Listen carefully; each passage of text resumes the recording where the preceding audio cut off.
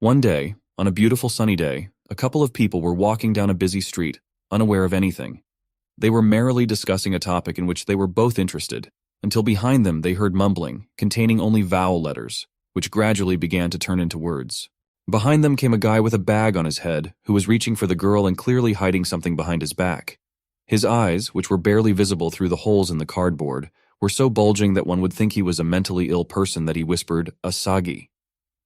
As soon as he managed to call her name, Umi answered the call and came to a complete stop, looking at the guy. He nearly had a stroke when he managed to speak to his love. Stuttering a bit, but he still pulled himself together and held out a ruby box with a ring inside. Expressing his love, he offered to accept the gift, but he was interrupted. The guy who was walking with Umi squealed like a girl and hung onto it, shouting "pervert" loudly. Of course, all the people passing by turned around at such a squeal, while the stranger in the bag waved his arms, showing the guy to calm down. Eventually, he too panicked and shouted back, causing fear to strike all the gawkers, who also squealed, scattering in all directions. Even the dog that had come from nowhere barked at the loud noise. So a peaceful day on a quiet street turned into a general panic. In the end, the stranger fled, and they went to the nearest cafe so as not to attract attention. After making a small order, they began to discuss what to do with that pervert and whether to go to the police. However, Umi surprised the guy a lot when she replied that she wasn't going to file a report on him. She esteemed that stranger as an ordinary shy person who had no intention of hurting her at all. However, her interlocutor couldn't believe what she said, so his lower jaw dropped at such news. To him, that stranger exuded a stinking aura that smelled so threatening. No matter how one looked at it, he didn't seem like an ordinary person. Lately, people had been missing things, and then feeling someone's gaze on them for an extended period of time. He was trying his best to keep Umi safe, and that was the only reason he was telling her the latest news. However, she wasn't interested, and continued to drink her cocktail quietly. Her friend was sure that that guy was the culprit in the crimes committed, so he continued to preach his conjectures. But our heroine did not think so. The feeling that someone was being watched could have been a simple misunderstanding, or it could have been paranoia. It was easy for her to make excuses for someone or try to put herself in their shoes, but not her interlocutor. He was trying harder and harder to reason with her. Whether it was a street musician, a fashionable girl that had high self-esteem, or the new minorities in society, it could all carry danger for Umi. Roughly taking her by the chin so that she would listen to him, he replied that he knew very well how kind she was. But you can't spend your whole life being so reckless and trusting everyone unconditionally. To make sure that she wouldn't be easy prey for bad people, she needed to have some common sense and some sense of self-preservation. As soon as he let go of her, Umi rubbed the spot that had turned red from his squeeze and agreed to what he wanted from her. Hearing the agreement on her part, they finished their order and went about their business. The whole time she was walking home, thinking about her sense of self-preservation and that guy. No matter how much Umi replayed today's situation in her mind, she didn't feel threatened by the stranger in the bag. At the same moment, footsteps were heard behind her, followed by a shadow. Turning back sharply, she was surprised by the pursuer, but she also frightened the guy, who had his ears behind his head. Papebag-kun was ready to make excuses for his stalking, but just like the first time they met, he continued to stutter while Umi admired the toy's ears. Mustering up as much courage as he could, he held out the teddy bear in front of him, and in a respectful bow, he quickly rambled on about how much he loved her. Looking at such a cute toy, there was no way she could believe that such a person could bring harm to anyone. However, she couldn't ignore her friend's advice either. If Umi broke her promise, her conscience would gnaw at her for a long time. Thinking about what to do with the gift, she came to the conclusion that saying something like, "Thank you very much," and accepting the bear would not be the smartest decision. But Papebag-kun still continued to stand in the same pose and trembling. Just looking at his hands that held the toy completely gave away how scared and ashamed he was, for he was blushing to the tips of his fingers. Still, she wondered why he wanted to give her a bear. With these thoughts, she shifted her gaze from him to the guy, peering into his eye holes. Without thinking long, she asked him directly about it, which only made him more nervous. She could clearly see him darting from side to side and shying away from talking to her, but she didn't look away and continued to wait for an answer. Gathering his remaining strength, Papebag-kun said it was because that one was very cute. As soon as he saw him, he immediately thought that he would make Asagi Umi smile. He was doing all this because he wanted to make the person he loved happy. What the guy said naturally surprised her, but even though he was very nervous and didn't know how to say it, she listened to him carefully. In order not to further embarrass him by questioning him, Umi agreed with his statement, after which he for some reason spun around in different directions. For some reason, Papebag-kun threw the bear up sharply, after which she had to spread her arms to catch the toy. As soon as she had it in her hands, a police officer approached her with a stranger who reported a suspicious man for molesting the girl. However, there was no one else around her at that moment. He was like a ghost who noticed people and vanished into thin air, leaving Umi alone with the teddy bear that expressed his love for her. After telling the policeman that she hadn't seen any suspicious people, she was released to go about her business, after which Umi continued on her way home. The day had been filled with experiences, so walking into the house, she breathed a sigh of relief. Putting the toy bear on the bed, she felt like something was missing, so she began to climb the nightstands looking for the right item. In one of them, she found a medium-sized bag, from which she shook out the trash and put it over the toy's head. Luckily, it was paper, which made it easy to make 2 eye holes. Such a minor detail added its own zest to it. Going over Papebag-kun's line in her head about wanting to make her happy, she remembered that she hadn't even thanked him for his feelings or the gift. Sitting in the calm atmosphere, Umi smiled as she admired the plush toy. Still, she wondered why he was carrying the package. But since his hands were even red, one could imagine what color his face was when he confessed. Would he appear in front of her again? From that moment on, Papebag-kun's confession was everywhere. He didn't even spare the tennis court and left an inscription on it. In the cafe she frequented, she began to receive frequent presents, which he asked to pass on through the waiter. He was not lazy, even spread a rug in the middle of the sidewalk with the inscription, "I like you," making people around him increasingly shunned. This time he was out of luck, as her friend who didn't like him last time was walking next to her. Now, he wasn't going to let him get away with it and grabbed the scruff of his hoodie and ordered him to stop following her. He didn't know how Umi felt about him, or if he was a bad person, but he still decided to tell him why he was giving her trouble. With a grumpy face, he pointed his finger at Papebag-kun and continued talking. If he were a criminal with Umi as his main victim, he would also put a bag on his head and pretend to get close to her. After all, that way no one would recognize or suspect a crime. That was the logic he used to try to explain to him how the stranger was dangerous to her. Squeezing his hand tighter, he reiterated once more that he should not approach her again. It seemed to be the first time Papebag-kun thought about the fact that he might be causing her trouble with his actions. Removing his hand from her sweatshirt, he gathered up the rug with a confession and replied that he understood, heading in the opposite direction without even asking Umi herself. Just like that, he walked away from them under the gaze of her sad look filled with pity. Some time had passed since then, and now, sitting in the dining hall where everyone was talking about something, her friend was asking about the stranger. Eventually, he no longer showed himself in front of her. He was very worried about our heroine and asked if everything was in place, because she was not attentive as hell. Even now, sitting in a crowded place, she managed to dirty her face with coffee jelly, which stuck even on her nose. Picking up the glass with the drink, she managed to pour the liquid over the top, which was covered with a lid. One thing that consoled him was that the problem regarding the pervert was over. Trying to stop the girl's actions, he pulled out a napkin from his pocket and began wiping her face and clothes that Umi had ruined with the drink. Pulling her phone and handkerchief out of her pocket, she noticed that she had forgotten her lipstick somewhere, then stood up from the table. She warned him that she had also forgotten a notebook for the next class in her locker, so she sent him to the auditorium to take a seat. Of course, he asked her if she needed his help, but she declined. Putting her bag on her shoulder, she assured him that everything would be fine, then left the cafeteria. Walking down the long hallway, Umi quickly reached the office, which had a huge number of lockers belonging to students. After the day Papebag-kun had left, the guilt never left her.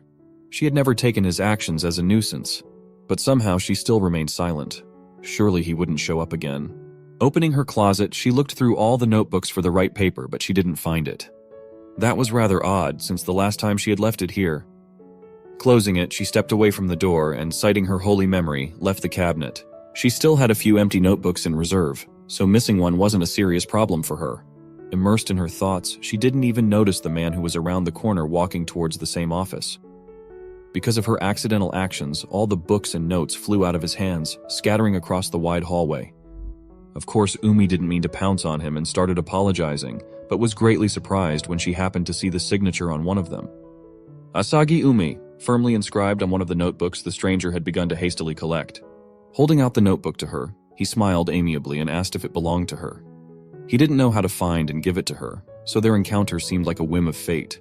The boy had found it in one of his pairs when he had a lecture in the West Wing and was just about to take it to the teacher's lounge. She didn't seem to have paid much attention to the incident and was just taking in what he was saying. However, at the same moment, a strong wind came up that began to develop her hair with its cold current. She almost took it back, but the sudden thought that visited her head was ringing the bells of danger. Cautioned by his story, she nevertheless asked him how he knew. Lowering her gaze that expressed no emotion, she apologized for not knowing him. Besides, she didn't remember using that notebook in the lecture.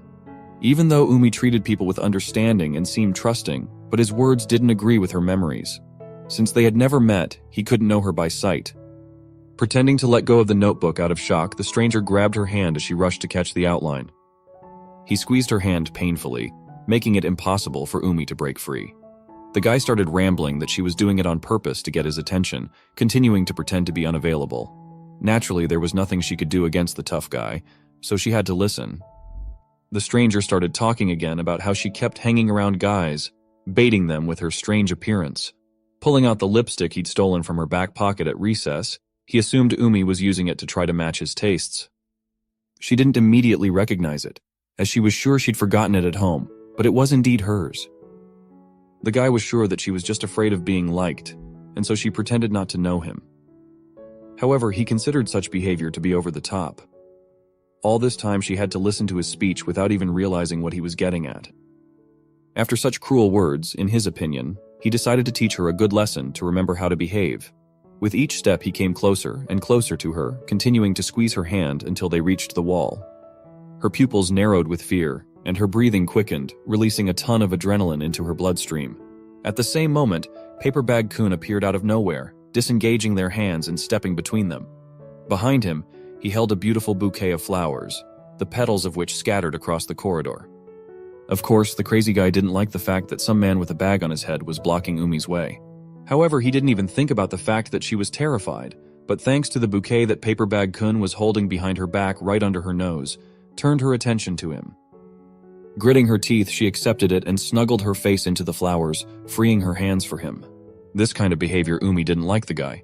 Besides, this Papebag-kun was constantly getting in his way with her, which was infuriating. Even when he just wanted to show his love. Because she was cute and shy, he was constantly being obstructed by someone. After listening to him, Papebag-kun agreed with the meanings he called her. After all, he saw Umi the same way, but he never cleared the way to her. Asagi Umi had said she didn't want to, after all, which meant her wish was law, as was any man's right to refuse someone who didn't care.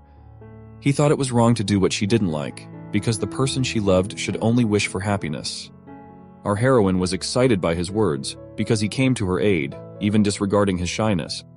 Even now, without hesitation, he said that he was mistaken in his feelings when he decided to molest her.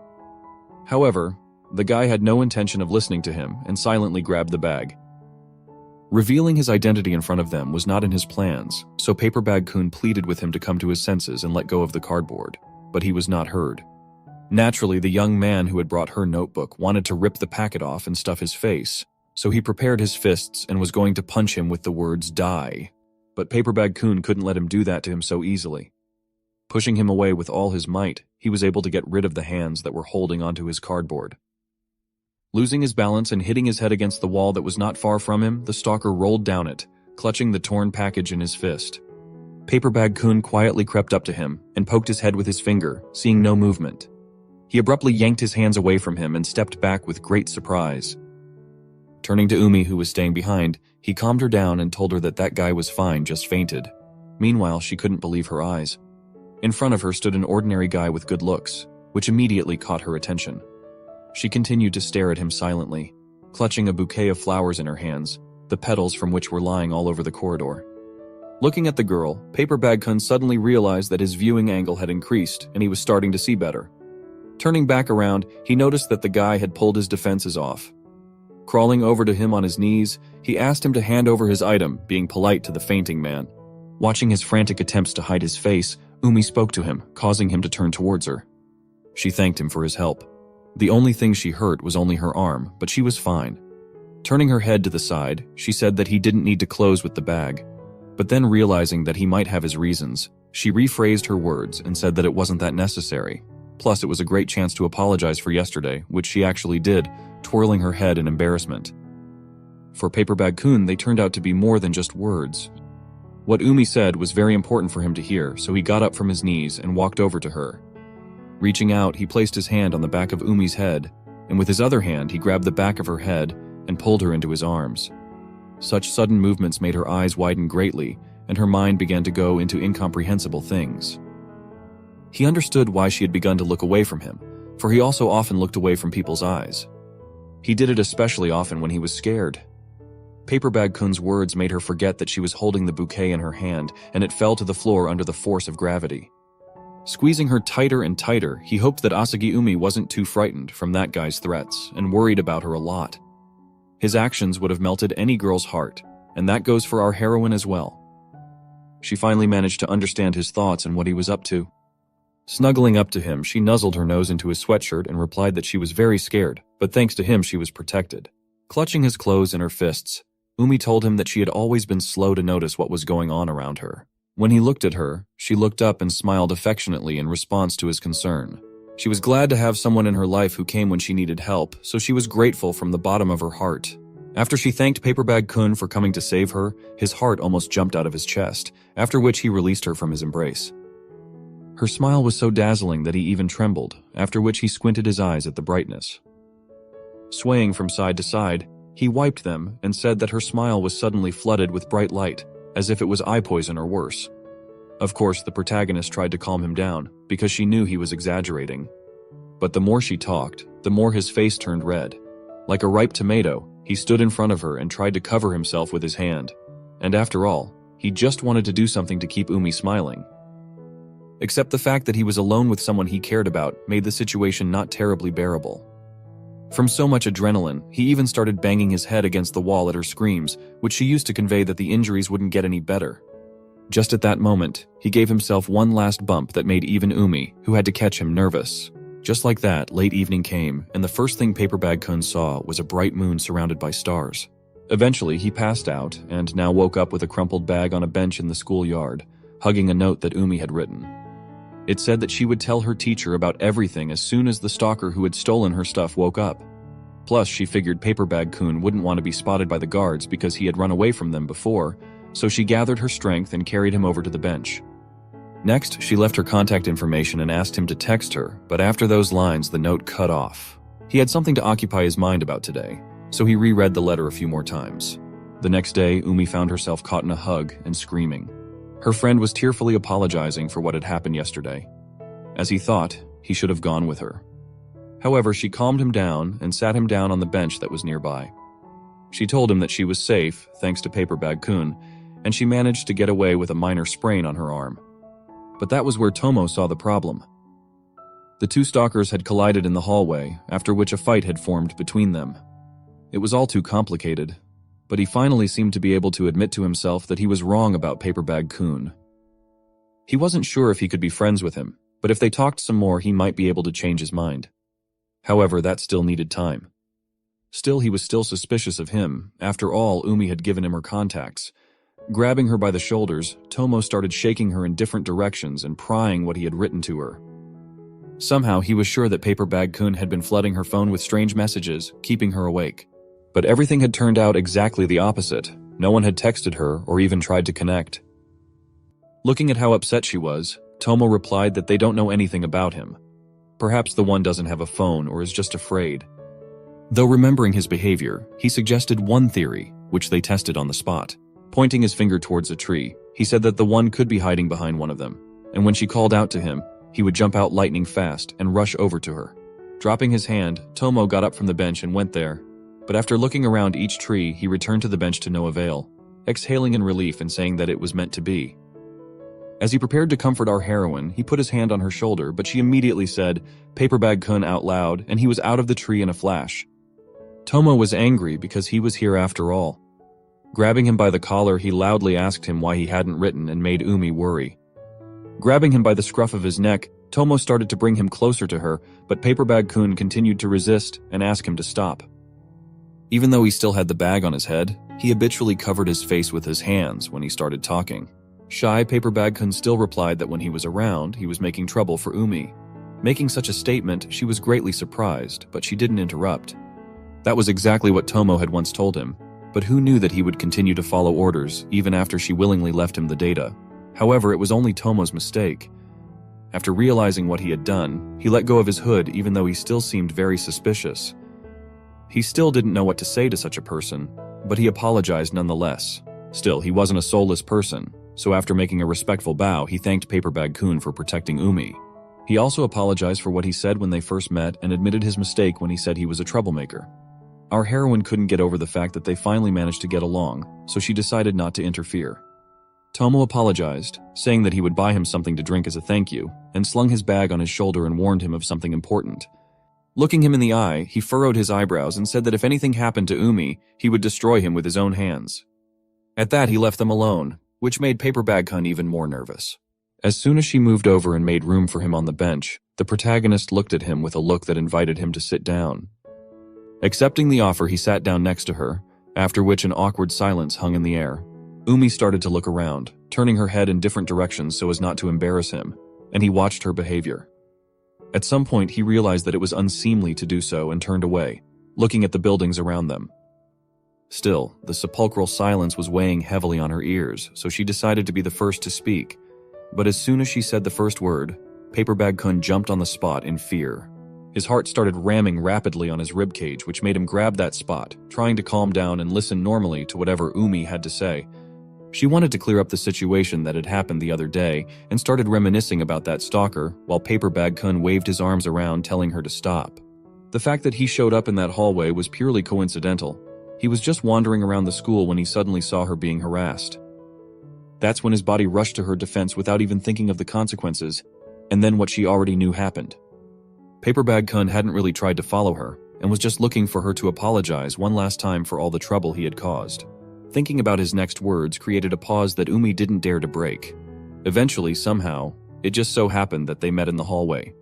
However, no matter what he said, she didn't initially think about the fact that she was getting in trouble. Those words were like a balm to his soul, after which he looked at Umi, who was trying to guess his reaction. Still, she wanted to be friends with him, so she openly stated her desire. Frankly speaking, Papebag-kun didn't even think about her telling him that now.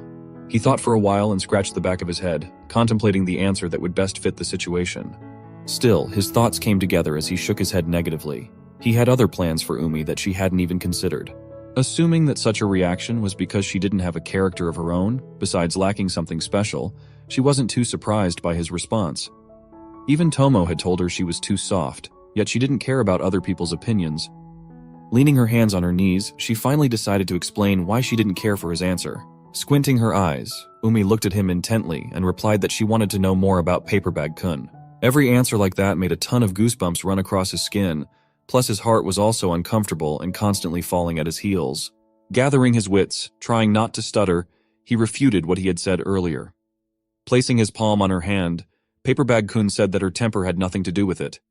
On the contrary, he thought Asagi Umi was the sweetest and kindest girl who was incapable of hurting anyone. After listening to him, she lowered her gaze down, looking awkwardly at her hands, not even knowing what to do in this situation. Silence hung between them again, accompanied by awkward glances. Perhaps they had more to talk about, but a familiar voice that quickly fell silent interrupted them. Suddenly Tomo's head appeared between their faces, inquiring about what they were up to. Leaving the drinks on the bench, he twisted Papebag-kun into a tube and was about to get rid of him, except Umi didn't let that happen. Tomo was very unhappy with the fact that he still had to let him go, but he could not do anything against her. Then our heroine again offered Papebag-kun to contact her using the data she left earlier. Pointing to her phone, she promised that she would wait for his message, to which he though doubted the answer, but agreed. After the three finished their drinks, they went home. It was evening, and they all went about their business. At this time, Umi was just sitting at her laptop listening to music while scouring the internet for information. She spent all her free time waiting for a message from Papebag-kun, wondering if he would even write. Luckily right now, a message arrived on her phone. Pulling the earbuds from her ears, she unlocked her smartphone and entered a new correspondence. Getting up from the table, Umi waddled over to the bed on which she spun around and stared at the screen. The messages were indeed written by Papebag-kun, who asked about what she liked, and to this our heroine replied that miso soup. Eventually, after looking at his avatar with his dog, she wondered what he liked herself. Does he like animals? It had been a week since Umi had started corresponding with Papebag-kun. Since she didn't have a chance to thank him properly for saving her, she decided to invite him to meet her next time. He was very surprised at the offer, and even misspelled it, a meeting just the two of us. By how long he did not write back, it was clear how much he hesitated in the decision, but gathered his courage, still wrote to her with a proposal to give him the opportunity to choose the place of the meeting. After that, there were a lot of suggestions like wearing clothes and shoes for walking and using sunscreen. It looked like he wanted to meet outdoors, but the suggested clothes hinted more at wilderness survival. However, Umi was always interested in the new and unknown, so she quickly agreed to all of his terms. After agreeing on a time, she placed her phone on the nightstand and settled into bed. She had only met Papebag-kun at university, which made her curious about how he dressed in life. Does he have a closet of different styles of bags? Perhaps tomorrow he'll wear a white business one, a plaid versatile one, or use a strange mask altogether. Just like that, pondering his style, she fell into a sweet slumber. After the morning came, Umi gathered her essentials and walked to the station. As she approached it, she looked at her phone and read a message that Papebag-kun was already there.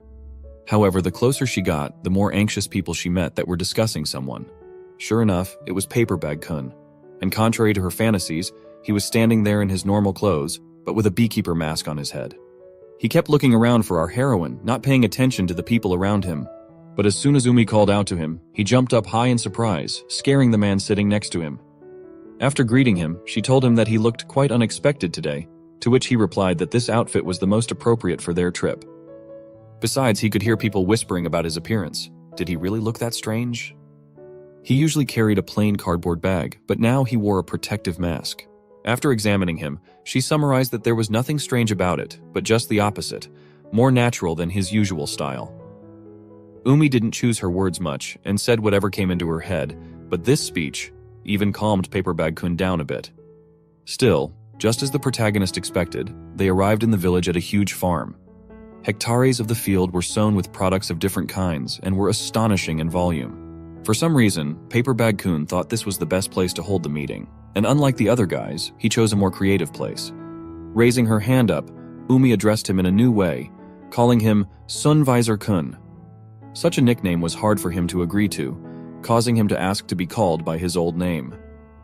Making puppy dog eyes, she asked him to explain more about what he was up to. Briefly, he tried to tell her that here they could try to pick their own vegetables and then, at noon, they could try them instead of lunch. Moreover, one can even take some of the produce to their home. In addition, all of the picked things can be used as ingredients for miso soup and even learn more new information about them, because there are so many vegetables. After that, Umi hesitated for a while, causing him to think that she didn't like his plan. However, she was on the contrary excited about the idea, just still expressing her emotions sparingly. An old man who unexpectedly crept up also thought that this was the best place for a date. The old man turned out to be the owner of the plantation, and felt a bit awkward when his vegetables were praised. After that, Papebag-kun started rummaging through his bag, looking for something that could help Umi. It turned out to be a straw hat that would shelter her from the hot sun. After looking it over, Umi wasn't sure if she was capable of doing so, but she put it on her head nonetheless. As expected, her cute look struck Papebag-kun in the heart, causing him to grab his t-shirt. Still, she was cooler with the hat on, but to him, her glow was so strong that no sun visor would be able to block it out. Once they were ready, the farm owner asked to follow him, not letting Papebag-kun even sway on the ground enjoying Umi's beauty. Their attire was indeed perfect for sun protection, but was it hot out there? A cool feeling haunted them thanks to the cold packets inside the fabric. They relentlessly continued to work in comfort, and when they managed to dig up some of their first few root vegetables, their eyes shone with happiness. Still, no matter how dirty the surroundings were, they really enjoyed foraging for their own produce. Thanks to their hobby, the time passed quite quickly, so Grandpa came to call his guests for lunch. As they put the groceries in the basket, they also decided to pick up some tools as well, so that no one would accidentally bump into them. Papebag-kun managed to grab everything himself, but Umi, as an honest and virtuous girl, offered to take half of it to ease his suffering. Of course, he couldn't refuse her and kindly gave her part of the shovel. Looking at the strange iron tip, she pouted her lips at such deceit. Naturally, it was half of the tool, but that wasn't what she meant at all. No matter how much she asked, he couldn't afford to let Umi carry heavy weights, so he explained that he only wanted her to do nice things. Papebag-kun wished the hassle was left to him and quickly ran up to the old man, who pointed out where to take them. She wasn't even allowed to take the bowls to the sink, let alone the boxes that were reminiscent of vegetables. One way or another, Umi couldn't afford to have all the dirty work done for her either, because then she would feel guilty for being lazy. The old man decided not to stand aside either and walked over to Papebag-kun, who was washing the tools from the dirt. The plantation owner gave him a big scare with his sudden appearance, but advised the man to let Umi help with chores, since she was also interested. While she was talking to the old man's wife, Papebag-kun confessed that he wanted our heroine to just have fun on this day and remember only the beautiful things. Besides, that wasn't the only thing he wanted today. While scratching his cheek and a little embarrassed, he admitted that he wanted to look at least a little cool in her eyes. That's when the old man realized the beauty of youth, realizing that the knights in this century are not extinct yet. At the same moment, Umi, who had been looking for him for some time, came up. Looking at Papebag-kun, she noticed how dirty and wet his clothes were. Sitting down near the faucet, she realized that unlike him, she was without a single strap on. He'd been working hard, so the protagonist snatched the remains of the tools from his hands and started washing up herself.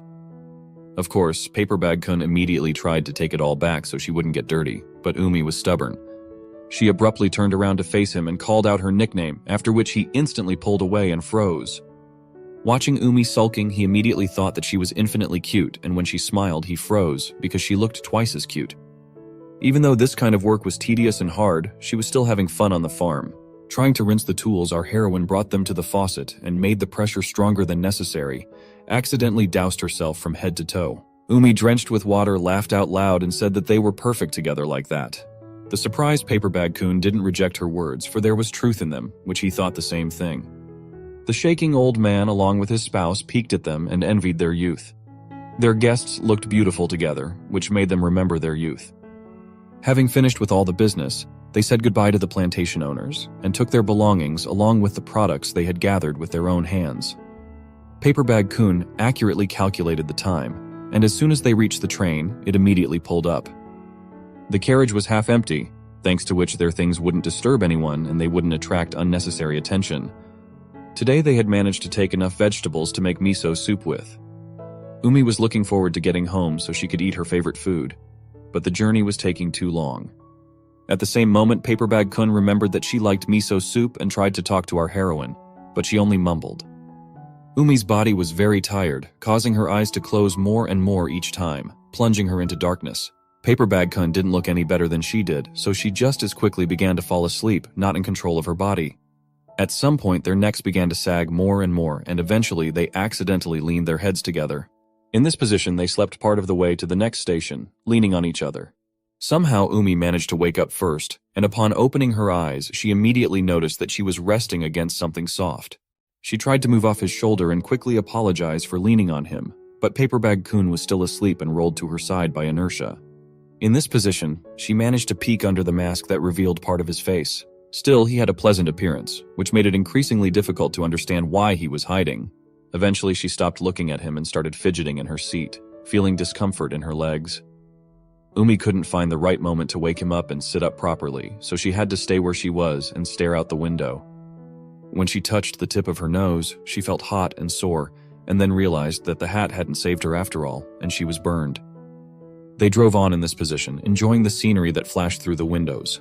Still, after such a busy trip where Umi had to try on the job of a farmer, some time had passed, and there was quite a lot of groceries left over.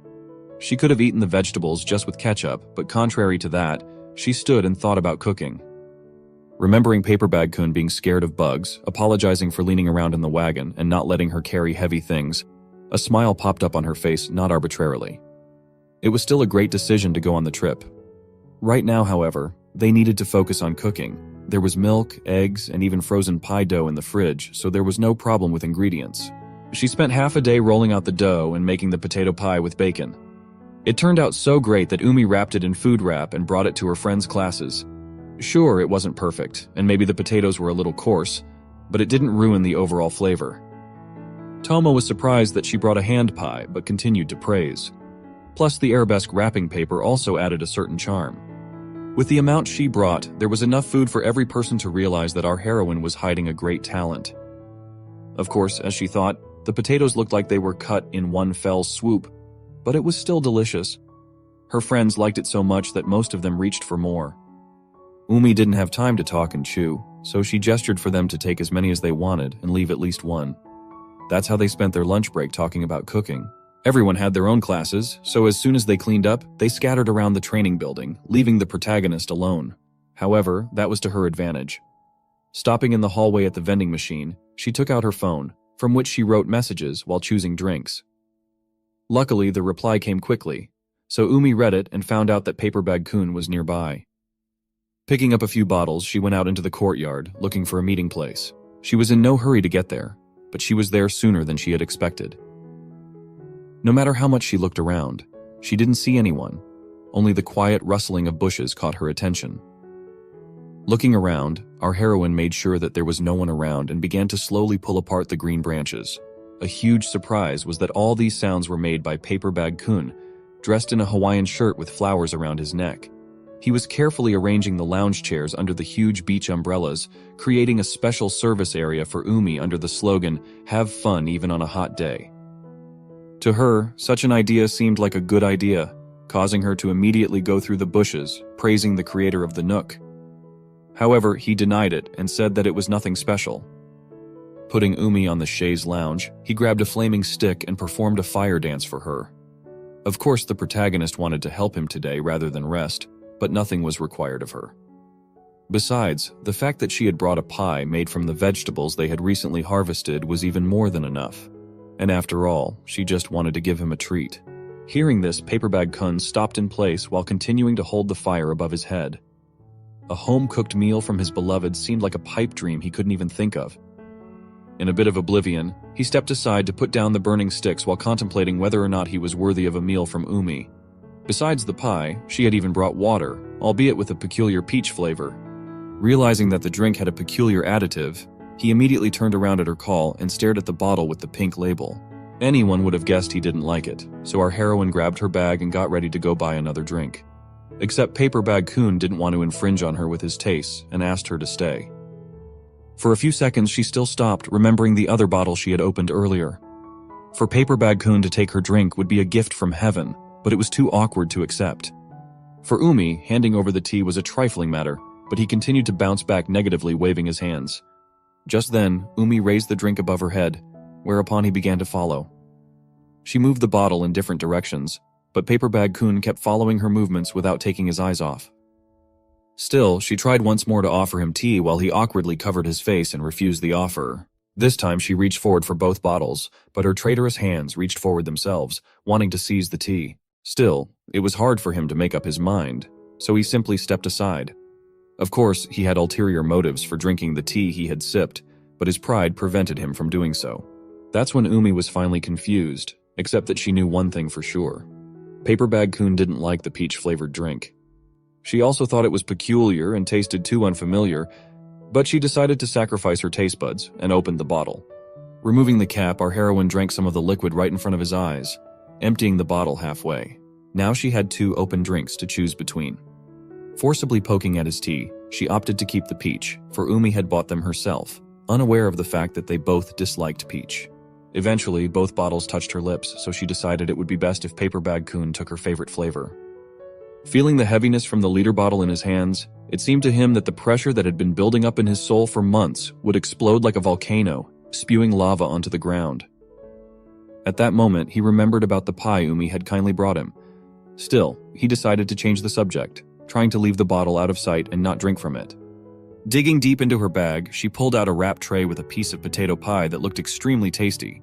Naturally, she watched Papebag-kun's behavior with interest as he shook from side to side, deciding how he would eat.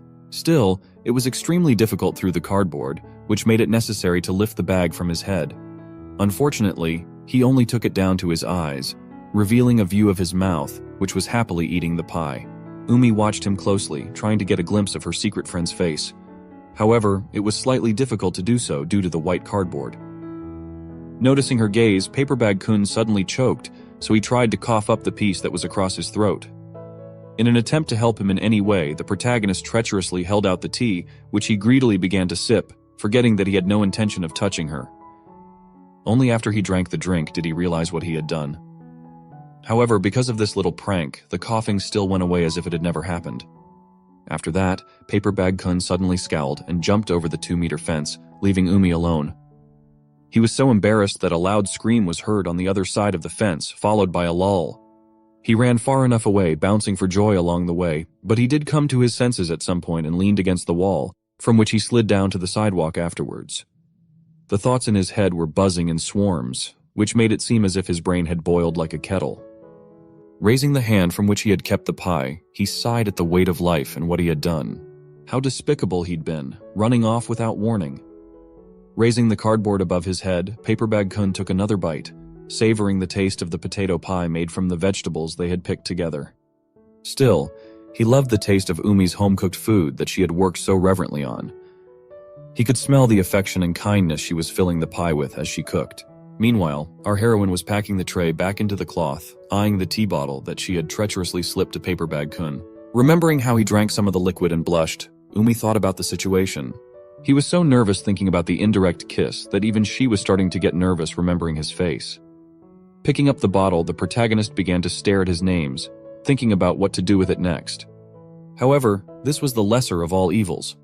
It was better to think of all the things Papebag-kun had brought, trying to create a secluded Hawaiian nook. Somehow, everything had been resolved. Umi took it all in stride, so she texted him, to which he responded with thanks and praise her for the pie. As expected, the combination of potatoes and bacon was matched perfectly. Papebag-kun was the first to take Asagi Umi for a walk. This time, however, their meeting took place in a busy playground where the children were having fun playing catch-up. Dancing in a short kimono, he waved plates and an umbrella that he had brought with him. As it turned out, he had invited her for the same reason he always did, just to see her smile. For this purpose, he had been practicing for a long time, and today he wanted to show his acrobatics, because of which even a professional was looking for him. Placing the plate on the stick, he accelerated it to the point where it began to spin without a sound. At the same moment, he placed the ball on an open umbrella, simultaneously controlling the two objects while maintaining balance. Surprised by his abilities, even Umi praised him for his efforts and the unexpected but pleasant performance that touched her to the core. At the same time, it was even cute when the kids ran up to him. What at first just watched him, and afterward tried to interfere with his concentration by aiming with slingshots at his legs and other more vulnerable parts. One little genius even decided to cosplay Kakashi-sensei's technique and give the Papebag-kun a bashing using 1,000 Years of Death, also known as Senengoroshi. To these little bullies, he was just an old man from the circus. And Umi, watching all this, had to admit that Papebag-kun was quite popular with the kids.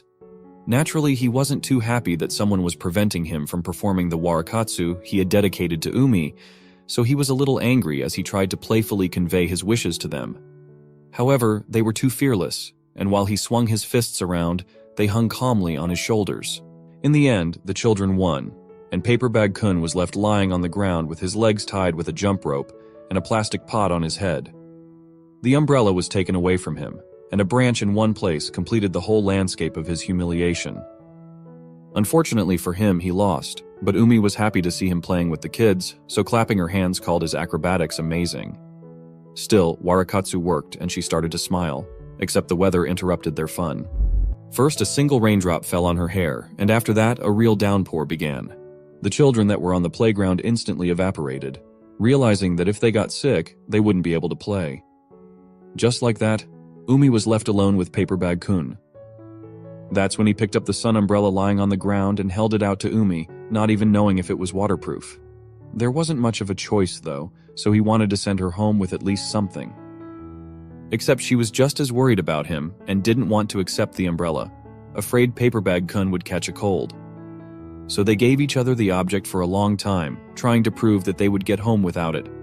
Their stubbornness got so long that the raindrops began to make a deafening noise, so loud that they couldn't hear each other. That's when he came as close to her as possible and offered to walk her with that umbrella, to which she agreed. They ended up having to run home for quite a long time, with Papebag-kun trying to protect Umi from the rain as much as possible, sacrificing himself. As a result, while they got to the end point, the umbrella got soaked and broke. After all, a bamboo umbrella was only good against the sun. Trying to fold his thing as neatly as possible, our heroine held it out, and only then noticed how much Papebag-kun was soaked. Of course, he asked to ignore his appearance, but it was hard to do, because with every breath he took, the soaked bag stuck to his face, preventing him from breathing normally. Still, he managed to be persuaded to remove the cardboard, but then he took his plates and covered his face with them, happy that they created the effect of big eyes. At the same time, Umi pointed with her hand towards the landing where the door to her apartment was. Naturally, our heroine wasn't just calling him to follow her, she also promised to lend him a towel and an umbrella. Clothes she was also going to give him, but warned that they might be too big for him. The last sentence was too embarrassing for him, so when they reached the corner, he banged his head against the railing as hard as he could, trying to get the stupid thoughts out of his head as quickly as possible. Umi was too worried about him, so the first thing she thought was that Papebag-kun had slipped, but it was the opposite. Removing the towel holding up the wide sleeves of his kimono, he admitted that this heavy blow was self-inflicted. However, his plates might have cracked after this action, so he hid his face with one hand while the other untied the knot on the cloth. Straightening the hand towel completely, an angry mask ornament showed on the front of it. True to form, he emphasized to himself that he looked strange, so he didn't want to go to her house. Still, despite his excuses, Umi realized that Papebag-kun was different from the stalker that had been following her around the school, and she was sure she wasn't in danger today. After all, she also didn't want him to catch a cold, so she pulled the belt of her kimono up and said so to his face. At that moment, Umi began to furrow her eyebrows and gave him a threatening look, asking for him not to argue and just follow her. That's when Papebag-kun pulled the towel over his face hard, exposing his red cheeks. Still, he couldn't agree to the idea, explaining that he couldn't get sick that easily. Except Umi was just as stubborn, so the simple agreement of an exchange for an umbrella didn't suit her. After remaining silent for a bit, he sadly reminded her that he was no different from that school stalker, then raised his voice a tone. He wondered what she was thinking when she interacted with him. Not just her, but what would the other people think when they met him at her house? It was time to become more conscious. Of course, after such moral pressure, our heroine was very confused, but a voice from the next door quickly brought her to her senses. Unfortunately, standing on the landing, everyone could hear her, so she abruptly switched to a whisper. Realizing that this could get her in trouble, Papebag-kun, albeit under pressure, still entered her apartment. They did it just in time, because after her door slammed shut, the curious neighbor immediately looked outside. Meanwhile, Umi's heart was pounding in her ribcage as she stood on the doorstep trying to calm it down. Umi couldn't stand still after being reprimanded by her neighbor, causing a mute silence to hang in the air. Still, as promised, she took off her shoes and went to get a towel. Before she could even take a step, however, Papebag-kun grabbed her arm and asked her to listen to the rest of the speech he wanted to say before doing so. Shifting the towel from her face to her head, he emphasized how important this was to him. She then abruptly turned towards him as he tried to mumble something but only started stuttering. In the end, she just stared at him with surprised eyes when Papebag-kun finally admitted that he loved her. Except he himself realized that they were only friends, so it was fine for her to invite him over or borrow things. But for him, it was too hard to do. Papebag-kun had tried to convey that to her more than once, so he hoped she would understand this time. Plus, he was holding her hand himself and realized how hot his limb was, so he asked her to pay attention too. The room that belonged to her, the towel, the clothes and such, was extremely special to him, and taking it all was too embarrassing for him. Abruptly pulling Umi's hand towards him, he put it against his heart, letting her feel how often it was beating. His heart beat like crazy, causing them both to blush red, embarrassed to the point of wanting to run away immediately. Still, he had to talk some sense into her and explain that if he borrowed her clothes, he would just hug her and sleep in them. Besides, the towel was in the same category. On nerves, he started to shout without noticing it, but in the end he calmed down a bit, making our heroine embarrassed to listen to his speech. That's why she couldn't so frivolously do whatever she wanted. To him as a friend, it looked disgusting from the outside. Papebag-kun didn't want to hurt her, so the whole time he was trying to delicately let her know how he felt. After Umi's hand was free, she stood still for a while, unsure of what to do. Only after a couple minutes did she turn around and run to her room. Still, as he had expected, she had escaped. Thankfully, by this time, the sounds of rain had stopped and now he could go home. Opening the doorhouse, Papebag-kun shouted, "Thank you," into the depths of the apartment and stepped out of the threshold. However, at the last moment, he heard his name being called and froze on the landing. Umi instantly came running from her room and poked at him with a small towel, causing him to be greatly surprised, for he thought he wouldn't see her again today. Opening his mouth in surprise, he grabbed the falling cloth and froze, staring at her. Still disgusting or unpleasant, our heroine didn't think he was. Out of shame, she began to run the locks of her hair between her fingers, trying to say a few words.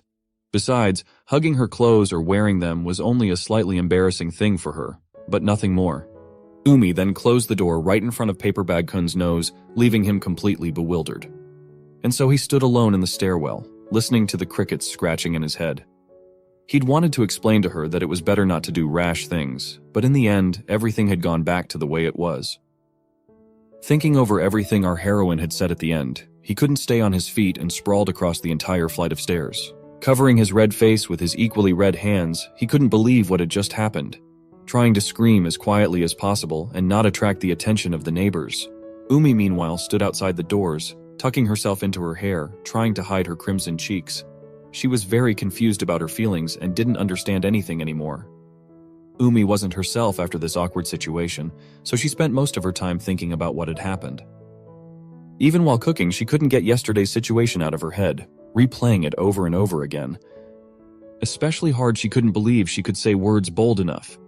Even the crunch of the cabbage she was picking apart couldn't drown out her musings. Remembering it now, our heroine was beginning to feel more and more embarrassed. It was especially unclear now who Papebag-kun was to her. Was he special to her or just a friend? From all these thoughts, her brain boiled so much that steam started coming from her ears, proving the complexity of the process. Thinking about it too much, Umi began to feel bad. Even though it was nothing to worry about, she still decided to take her temperature, referring to her hot cheeks. She hoped she hadn't caught a fever. Still, whether from rain or nerves, the thermometer read 37.5 degrees Celsius. Putting it in place, our heroine went to bed because she decided to take a break from her studies and went to sleep. Naturally, she realized that she was not used to thinking too much, so she put everything aside for later and covered herself with a warm blanket. Taking her phone to her, Umi texted her friends to warn them that she wouldn't be at school. However, even the phone didn't distract her from her thoughts about the special person, so they continued to swirl around in her head. Perhaps all of this because she still didn't have anyone, so she doesn't know what's going on. Sighing heavily, Umi placed her smartphone next to her pillow and stared at the ceiling.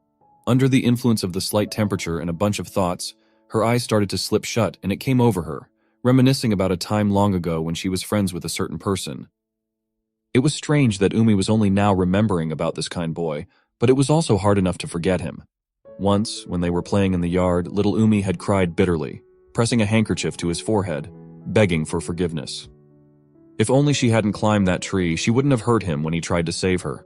Unfortunately, his heroism ended with blood dripping from his forehead, which she tried with all her might to stop. Except he didn't even cry, but like a real man, he endured the pain and asked her not to sob. Besides, to calm her down, he reached into his pocket to give her one thing. However, as soon as he pulled it out, he saw that a child's ring with a huge caramel-shaped gemstone had shattered into pieces, leaving only the base intact. Holding his forehead with his handkerchief, the boy was very upset because he was going to surprise Umi with it, but it turned out to be so uncool. But despite this little annoyance, she still took the bag of candy and ordered him to open his mouth, which he obediently did. Opening the rustling wrapper, she took a large chunk and held it out to him. Thanks to the ring being broken, they could share this candy bar. As she continued to cry, she held the candy and repeated non-stop that he was not uncool at all. Having eaten the candy, he blushed thickly, and then, in spite of the pain from the wound, burst from the ground, telling our heroine to stay where she was. He himself, disregarding her pleas not to move, ran to the grass that grew on the roadside. As soon as he found the right thing, he immediately returned to her, asking her to hold the plastic part of the ring out to him and hold it in front of him for a moment. Deftly wrapping the base with a clover trunk, he had a much better and beautiful ring that he wouldn't be ashamed to even give as a gift. Though it looked too childish now, the boy promised to give her a real one next time. Holding his bleeding forehead, he knelt down and said that he wanted Asagi Umi to always smile. Abruptly opening her eyes at the loud message tune, Umi finally woke up, not realizing what was even going on. Squirming on the bed, she picked up her phone, reading the messages from excited friends who offered to come over and take care of her. As she answered them, she noticed that she was sweating profusely. Plus, she couldn't remember what exactly she had dreamed about. Still, Umi thought it was an important memory, but no matter how many times she tried to replay the dream, nothing worked. Suddenly, she got a new message.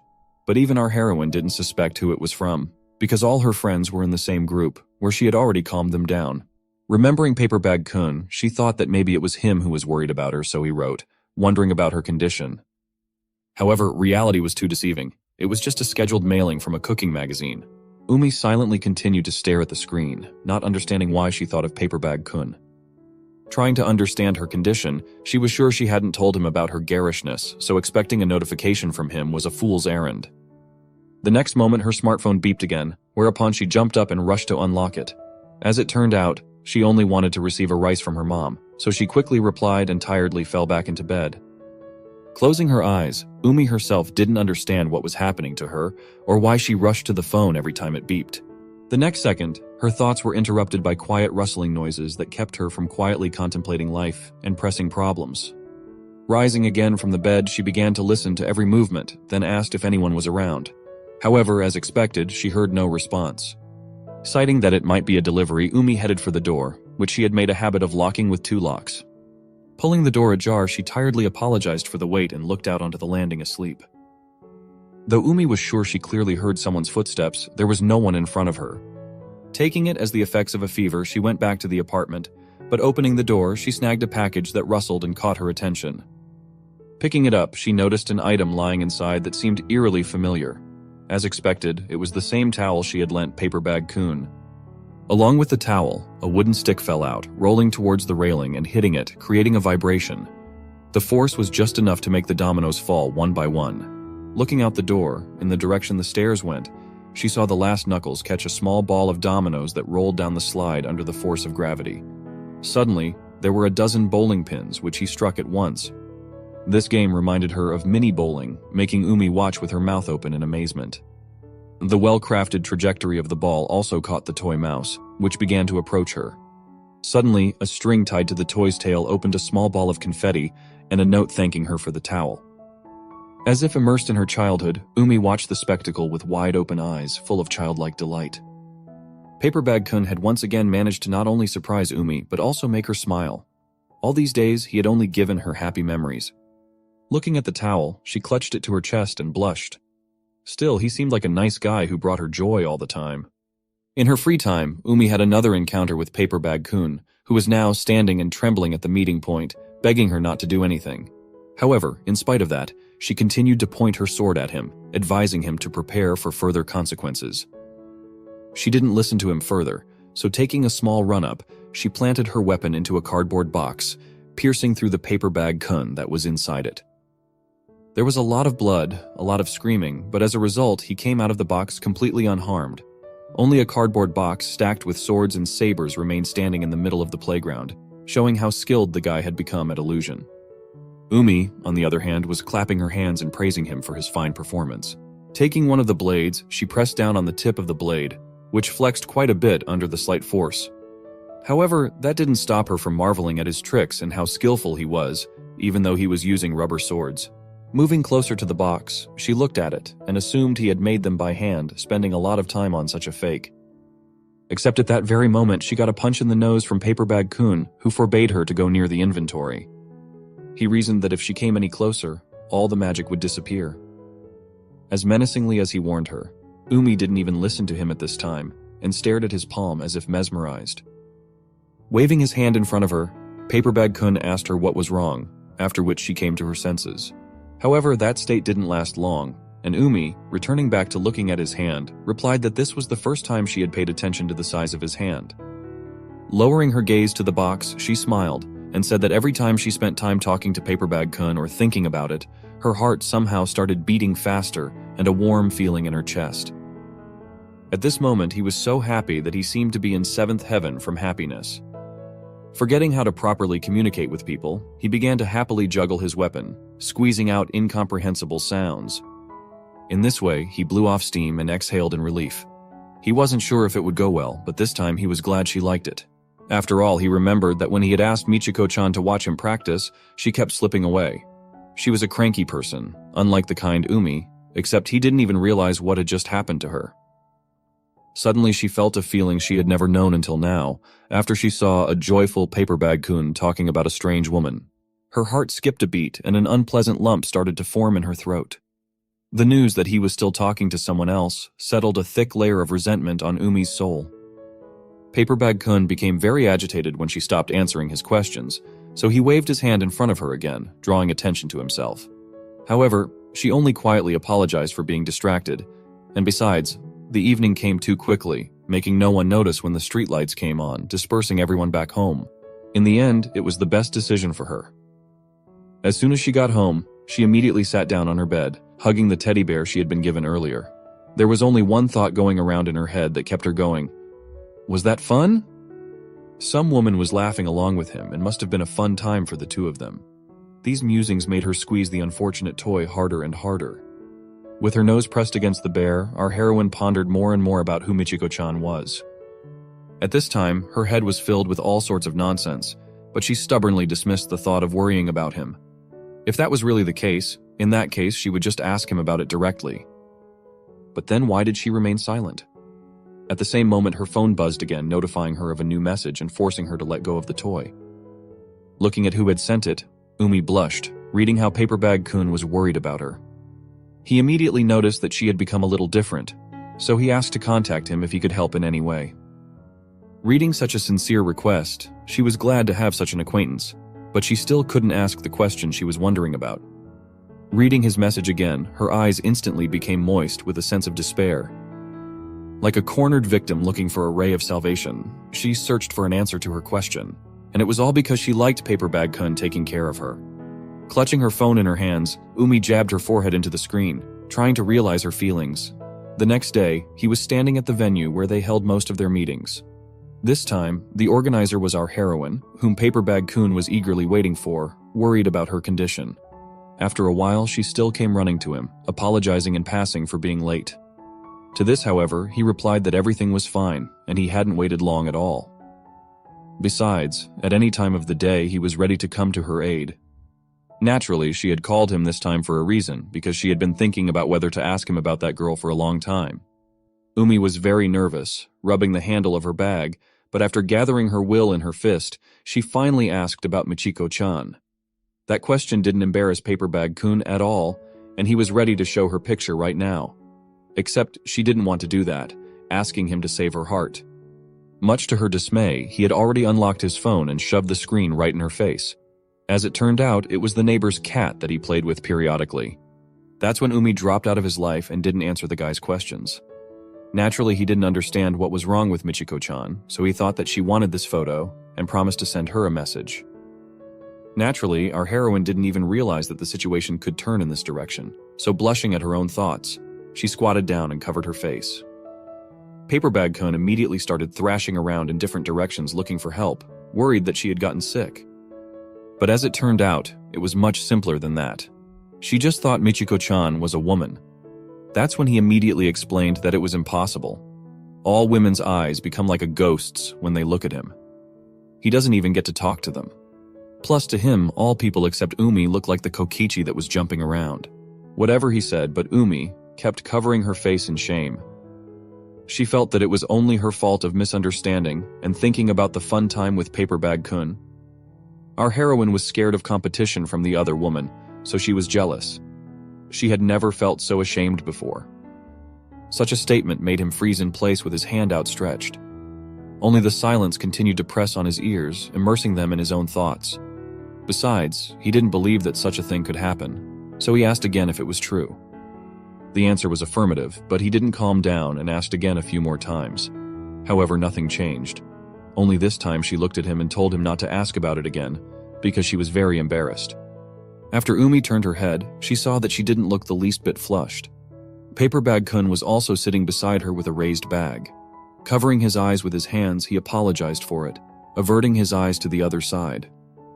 Hearing those words from her made him happier than ever, so next time he asked her not to worry about such trivial matters. Smiling sincerely, he promised that he would always be there for her, making her smile no matter what happened in her life. Of course, she was also happy to hear such affectionate words from him, so she involuntarily smiled back at him. Thanking him in return, Umi continued to sit in the middle of the playground, talking to him about everything that was on her heart. After they got a little soaked in the rain, Asagi Umi still hadn't had time to fully heal, so she had to go to the university while still sick. Just like that, walking down the hallway, she walked and sneezed, shivering from the cold. Wrapping her arms around herself trying to keep warm, she thought about how unwise she had been.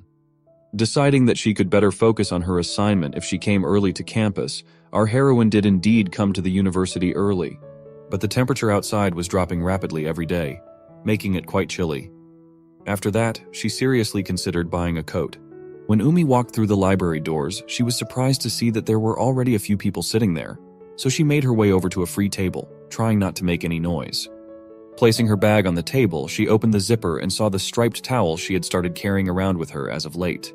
Taking it out from the large compartment, she straightened the towel that she had previously lent Papebag-kun and looked at it. Remembering what he had done for her, Umi couldn't imagine how much he had to calculate the trajectory of falling dominoes and pins. She had many memories with that towel now, so she couldn't use it for its intended purpose anymore and only carried it around with her. As she buried her nose in it, she remembered what Papebag-kun had said earlier. Even if it was just a towel, but thinking about it, Umi felt something special. There was even a guess that they felt similar sensations, but as soon as she realized her thoughts, she immediately blushed thickly, realizing what she had just thought. As she continued to admire the towel, she was unknowingly pleased to the point of goosebumps. Swinging her legs under the chair, she casually turned her attention to the conversation between the girls who had originally been sitting in the library. As it turned out, one of them had been suspended when she confessed her love to a student.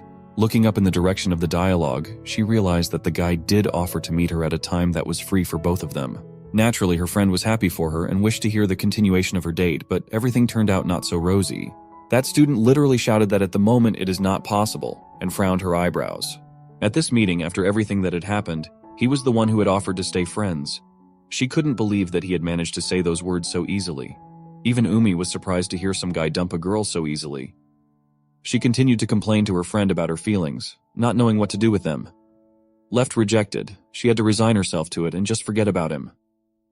Our heroine became increasingly afraid for her feelings as she listened to the stranger. It seemed to her that he didn't realize how much it hurt her to remain friends with the man who had rejected her. After the student spoke out, she asked him not to ask her about him anymore, because then she would really start screaming. In addition, all this conversation provoked tears to flow down her face, spoiling her makeup, so the girl asked her friend to go with her to tidy up. Once they closed the door to the library, Umi stayed in complete silence, trying to curb her thoughts. She felt the same way as the student who had told that story. However, there was one nuance. She was the one who had first suggested being friends, then not even realizing what she had done. Earlier, she had also offered Papebag-kun to be friends, building an iron wall between them. She felt bad about hurting him, so she seemed downcast now. What would happen after she admitted to him that she liked him? Her head was filled with thoughts of him at this moment, not even noticing the round head appearing in the window. It wasn't until that yellow something started jumping around that Umi turned her gaze to it and stood up from her chair. Sometimes, she began to understand the reason why he hid his face. In the entire school, there wouldn't be a person who would wear a plush costume in front of other people, so the person outside the window definitely had to be Papebag-kun. The yellow circle was right in the corner of the window, which made her think it was parodying the sun. With a sharp movement, our heroine opened the window. With a rustle, she startled the guy. From fear, he even jumped up on the spot, making a strange sound and turning his head in her direction. The suspicion that it was Sun's costume instantly fell away as soon as the lion appeared in front of her. Plus, she noticed that his voice was altered, so she asked what he was doing it for. As it turned out, he just wanted to show her the circus, and since the lion is quite difficult to get, he changed into the costume himself. Speaking of the circus already, there should also be a ring of fire in the arena, so he pulled out a lighter from his pocket. Bringing it to the hoop, he lit it on fire and announced that he was going to jump through it. Looking at the scarlet flames, he summarized that he wouldn't feel right if a real animal did it, so he was going to sacrifice himself. Except an agitated Umi didn't want to see that, and ordered him to put out the fire immediately. Luckily, Papebag-kun obeyed her perfectly, and instantly put out the hotbed of flames. He didn't even realize that he would be spotted practicing over magic tricks, so he asked Umi since when did she come to the library so often. However, she replied that it was just a coincidence because she came here to complete an assignment she missed due to a fever. Still, he didn't know Umi was sick at all, so he quit fiddling with the hoop and approached her with a bunch of repetitive questions. But she kept saying that it was no big deal, and besides, she hadn't been sick for long. Meanwhile, Papebag-kun had already managed to take off his gloves and grabbed her shoulders. Pulling her closer to him, he asked a clarifying question, wondering if she was really feeling better. He quickly grabbed her palm and felt how cold it was. With his other hand, he tried to take the temperature of a confused Umi, resting his hand against her forehead. The recent rain might have caused her to catch a cold, but he couldn't say for sure. Besides, our heroine was becoming more and more reticent and claiming that she was fine and feeling much better. Watching Papebag-kun's hand continue to hold her palm, she wanted to tell him what had contributed to this, but couldn't find the words from her accumulated shyness. The guy alone continued to not understand what had happened, so he just waited to see what she had to say. Suspecting that Umi had not fully recovered, he walked a few meters away in search of his things, which he had left not far away. Back he returned no longer empty-handed. Carrying a sweatshirt under his arm, he walked over with a quick step and immediately threw it on Umi. Without zipping it up, he stepped away from her and looked at her. But with no traction on her sweatshirt, the sweatshirt began to roll down her back. Umi immediately caught up and grabbed the edges, keeping it from falling. Adjusting the sweatshirt a bit, she remained standing in it further, talking to Papebag-kun. He explained his actions by saying that Umi was too lightly dressed, which could have made her sick again. However, because she didn't answer his questions, Papebag-kun thought that she didn't want to wear his things. Trying to fix the situation somehow, he was ready to go to the store right now and buy her new clothes, but luckily he was stopped. Receiving warmth from the guy's clothes, our heroine blushed more and more, and afterwards replied that she would gladly wear it. He had had enough of Umi's agreement, so next time he promised to protect her from the wind since they are friends. Hearing the familiar phrase, she was greatly surprised, with her eyes widening to the size of a plate and a void forming in her head. That's when her heart skipped a beat, while remembering what the girls had recently talked about. Deciding that this was a question that couldn't be put off, Umi, though worried, still asked it. She would only stop hating herself after she had a frank talk with him. Turning to him, she warned that maybe Papebag-kun would get angry or hate her afterward, but she needed to speak up. However, she wasn't allowed to finish her speech. He immediately warned that he would never hate her, much to Asagi Umi's surprise. Even if he found out that she never loved him, he wasn't going to hate her. At the same moment, a wind blew into her face, lifting her hair into the air while irritating her eyes. All this time he was trying to tell her something important, but because of the sudden noise of the wind, she could only hear some snippets of phrases. As soon as the wind ended, she immediately warned that she couldn't hear everything and asked him to repeat it, but a stern, irritated voice was heard around the corner, interfering with their conversation.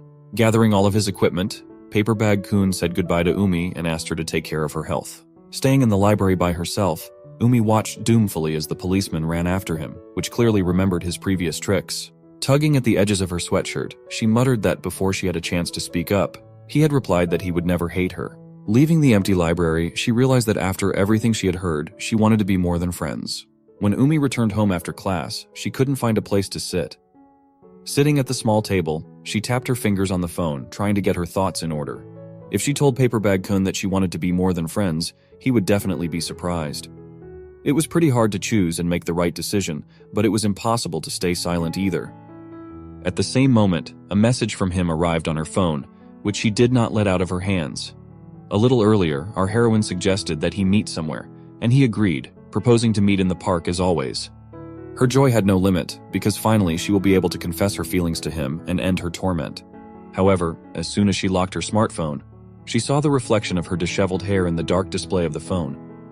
Touching them, she made the decision that it was time to get a nice hairstyle. It took her a long time to do it, and after gathering her hair into a ponytail, Umi took a closer look at the condition of her hair before letting it go.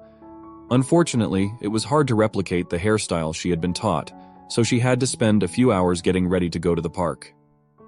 As always, Papebag-kun was the first to arrive, and was just happy that on a weekend morning it was safe to ride the swings without fear of anyone looking at him sideways. Even our heroine was not surprised that he came first, so she slowly walked up to him and then said hello.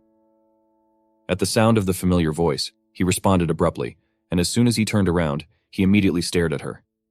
Today, for the first time in their entire acquaintance, she came with her hair braided into a braid with a beautiful ribbon woven into it. Naturally, she was afraid of her appearance, which made her blush and awkwardly shuffle her feet. Of course, to him she was perfect in every way, but something new made him fall in love with her more and more. Jumping off the swing, he quickly made his way towards her, bouncing along the way. Stopping right in front of her, he asked if she had plans after their conversation, hoping to be able to take a longer walk. However, he had no idea that today was a completely free day for her, so he was nervous waiting for an answer. But there was nothing to worry about because her plan today was only to meet Papebag-kun. Naturally, that completely explained why Umi was so dressed up this day, wanting to hear compliments. But the clueless guy didn't get that information right away, which made him doubt his guesses for quite some time. Did she really dress up especially for him? The sudden feeling of realizing such not significant information made his heart jump out and feel tachypneic, making even our heroine nervous. Crumpling the bottom edge of the cardboard bag, he called her hair beautiful and her very cute while blushing so much that even his fingertips turned maroon. At the same moment, she also blushed and then thanked him for the nice compliment. However, Umi continued to fidget nervously, fiddling with her fingers and trying to tell him why she had come. Mustering up her courage, she admitted that she wanted to meet because she had something important they needed to talk about. Realizing that the conversation was going to be serious, Papebag-kun walked over to the swings where Umi had invited him. There were no benches nearby, so she didn't even hesitate to accept his offer and sat down swinging slightly. Moving from side to side, Umi tried to find the right words, so she started her first sentence by telling him about her condition. Every time he did something for her, her heart was warmed by the warmth of his care. Plus, it wasn't because she was having fun or liked gifts, but because it felt like his diligence, tenderness, and hard work. Lowering her gaze with embarrassment, our heroine admitted that she had only recently paid attention to her feelings. All the tenderness and care he bestowed upon her, she didn't want to share with others, wanting Papebag-kun to be so affectionate only to her. Gaining as much air into her lungs as she could, Umi raised her gaze to him and looked directly into the slits of the bag, clearly stating that she wanted to be his lover. At that moment, his gaze rounded and his pupils extremely constricted. One more second, and he agreed to her proposal, having dreamed of it all his life, but fearing his past, he gritted his teeth in hopelessness. Clenching his fist to the point of bone grinding, he bowed his head to her and replied that he couldn't agree to her proposal. Unfortunately, what she had feared so much had happened, and she didn't even want to think about it until the end. Frankly speaking, he only answered like that because he had been hiding something important from Asagi Umi for quite a long time, and that was something he considered dishonest. Looking at his hands that had become wet with worry, he emphasized that the same reason had awakened in him the desire to make her happy. It was this desire that caused her to have feelings for him that Papebag-kun couldn't accept. After such a sincere speech, Umi bit her lip, trying not to take the rejection personally. Only after replying that she understood his words did she begin to rise from the swing confusedly. It was true that the guy made her happy, and never told her to leave. Of course he was worried about her condition, and tried to respond as gently as possible with a refusal, but it was impossible, so she decided not to continue the meeting, and apologized. Umi couldn't let her upset face show, so she offered to just forget everything that happened today. Suddenly quickly turning around on the spot, she ran forward even though being in front of her. Even though Papebag-kun asked her to stop, she continued on by inertia. A small partition, reaching up to about her waist, enclosing the swing seat suddenly blocked her path, and she kicked at it in a desperate attempt to escape. To the excited shouts of the boy, she began to tumble over the fence, frightening herself. Luckily, the fall was soft enough that when Umi opened her eyes, she realized she had landed right on top of Papebag-kun. Except that the paper bag that had kept his face hidden for so long had effortlessly fallen off as he fell backwards, trying to save her. Without realizing it, he continued to hold Umi's hand as she stared at him with stunned eyes. Noticing the familiar scar on his forehead, Umi dumbfoundedly asked him if his name was Fuya-kun. Because of such a minor fall, his entire plan to hide his identity had failed. After she recognized him, the pupils of his eyes narrowed and expressed nothing but horror at the situation. It was a complete failure. Seeing his minor scar, Asagi Umi instantly recognized him. Even the long bangs that were left for backup didn't help him avoid this situation. Quickly pushing her away from him, Fuya rose to his feet, and forgetting about his bag, jumped over the bar with lightning speed, leaving Umi alone. Running down the deserted street, his heart pounded frantically with worry. Just as he thought hiding for long didn't work. Turning his head towards the glass storefront that irritatingly flashed in his eyes, he turned his attention to his scar, cursing it, and wishing he could get rid of it as quickly as possible. Realizing his helplessness, he lowered his gaze to the sidewalk, and in that moment, he recalled all the painful memories again. Exactly 10 years ago, in the first days of the warm spring, the children accompanied by their teacher went to their physical education class, starting the curriculum with an iron bar activity. That was when little Fuya pulled his cap more tightly over his long bangs, waiting for the choice of a pair to start warming up. Worried for him, even the teacher came up to him and cheered him up with all the strength she could muster. Promising to help him make new friends, she advised him to put in more effort and make lots of new acquaintances. Besides, if he was going to give someone his rather unexpected gift like last year, it wouldn't be a big deal if Fuya dropped the idea this time. Naturally, he didn't want to give up his ideas and expressed his displeasure with all his might, wrinkling his face as much as possible. So even the teacher realized that he objected to her prohibition and fought his desires with all his might. Worried about him, she noticed Umi walking quietly behind her and asked to be paired with him while doing warm-ups. None of the kids understood why she chose her, but our little heroine was fine with it and calmly agreed to be paired with him. Of course, Fuya was confused by the teacher's sudden decision and instantly blushed, realizing that he would be practicing with the girl. Upon approaching him, Umi clarified that they were in the same class, so she was very happy to meet another classmate. In response, he only fidgeted and listened to her nervously, worrying the teacher with his behavior. Suddenly, he began rustling through his pockets, intriguing the students who approached him. As it turned out, he just wanted to give something as a gift, so he abruptly reached his hand forward, expecting a reciprocation. Umi didn't expect him to move so suddenly, and reached out her hands as well, ignoring her teacher's quiet whisper to stop before it was too late.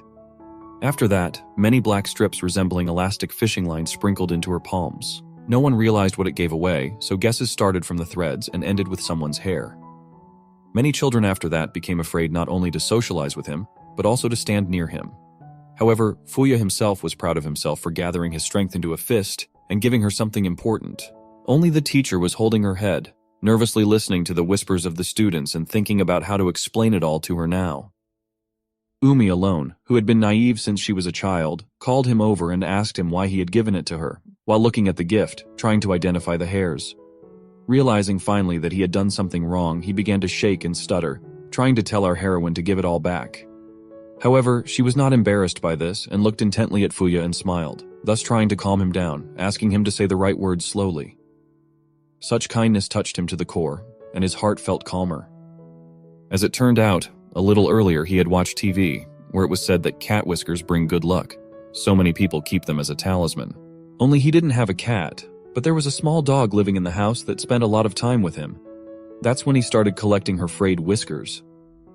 If Asagi Umi hadn't asked him to explain his actions, everyone would have thought strange things about him before graduation.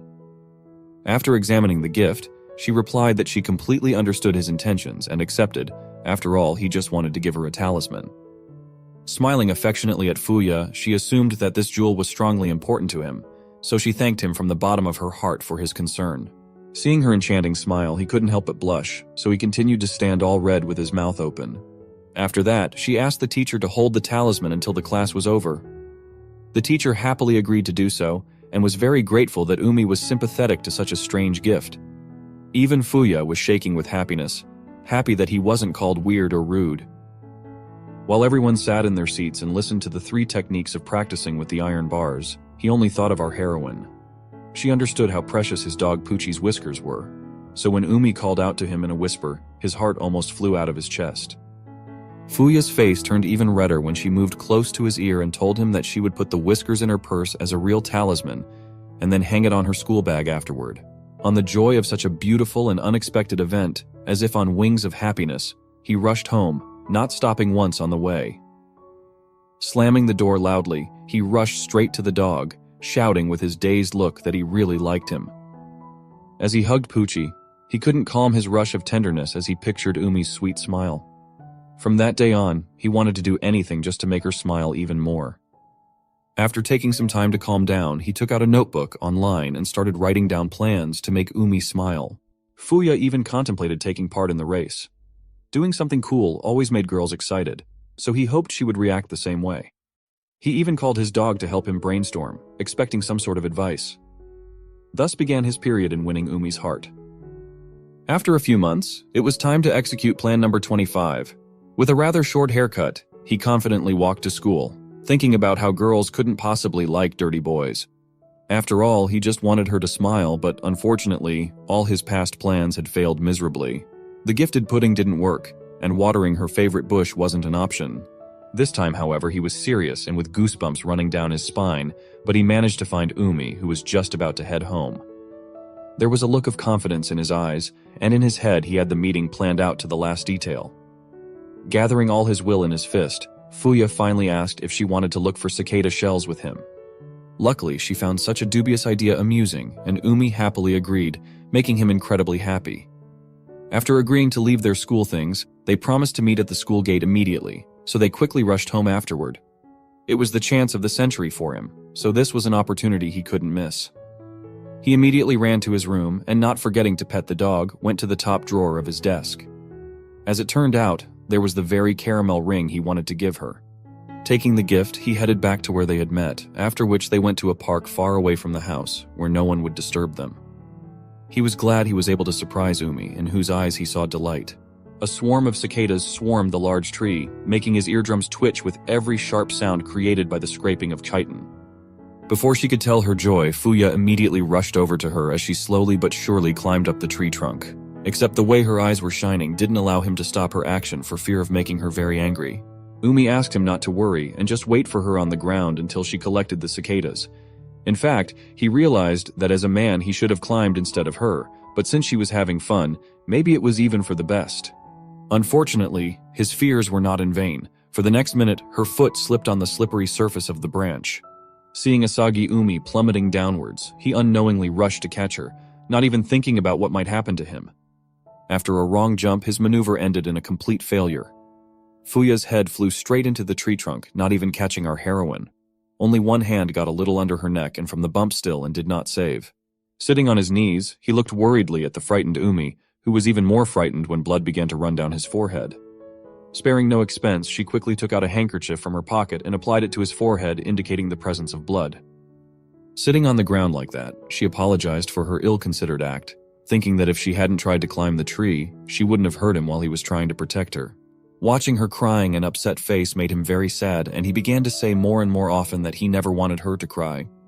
The only thing he could comfort Umi with was the caramel ring, which had crumbled into a small pile of rubble after the fall. Of course, she didn't immediately understand why he had gotten it and what he was going to do with it, but Fuya quickly explained that he had originally intended to surprise her with the sweetness, but as usual, the plan had failed miserably. After his speech, Umi asked him to open his mouth, which actually he unconditionally did, not realizing why. However, since it was now broken in pieces, they could share the candy.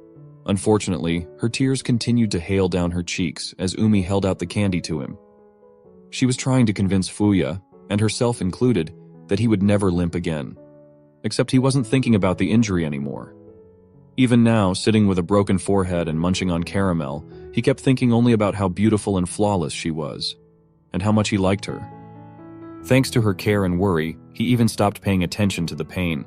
Then he quickly ran to get some clover and tied the plastic base of the candy with it.